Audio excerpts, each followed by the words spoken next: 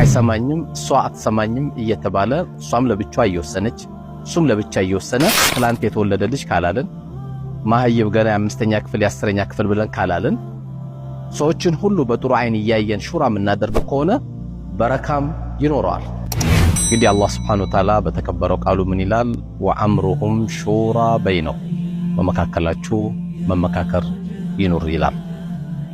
አንድ ቤት መቆም የሚችለው አንድ ማህበረሰብ ጋር መግባባት የሚቻለው ከሆኑ ወንድሞች ጋር መስራት የሚቻለው በመካከላችን መመካከር ሲኖር ነው።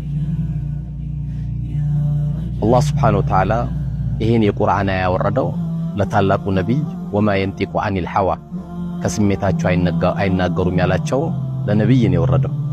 እና አቡበከርም ማማከር እንዳለባቸው እነ ዑመርም ማማከር እንዳለባቸው እነ ዑስማንን ሌሎችም ሰሃቦችን ማማከር እንዳለባቸው አላህ ያዘዛቸው። ትላልቅ ወሳኝ ጉዳይ ሲመጣባቸው ሴቶቻቸውን ሁሉ ያማክሩ ነበር።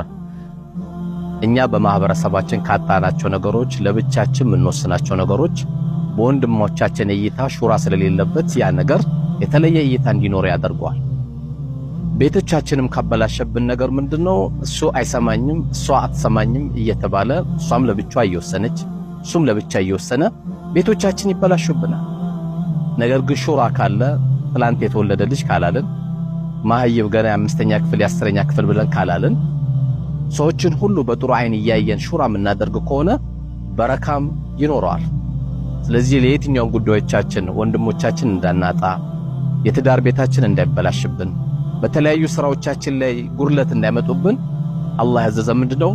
ወአምሩሁም ሹራ በይነሁም በመካከላችሁ መመካከር ይኑር ይላል። እኛም በመመካከር በትክክለኛ አለን ምንለው በተለይ ትልቁ ቤታችን መጠበቅ የምንችለው በእያንዳንዳችን ምን ወስናቸው ሳይሆን ከቤተሰቦቻችን ጋር ተመካክረን ምን ወስናቸው የበለጠ ግቡ የቀረበ ያደርገዋል። ጀዛኩሙላህ ኸይረን።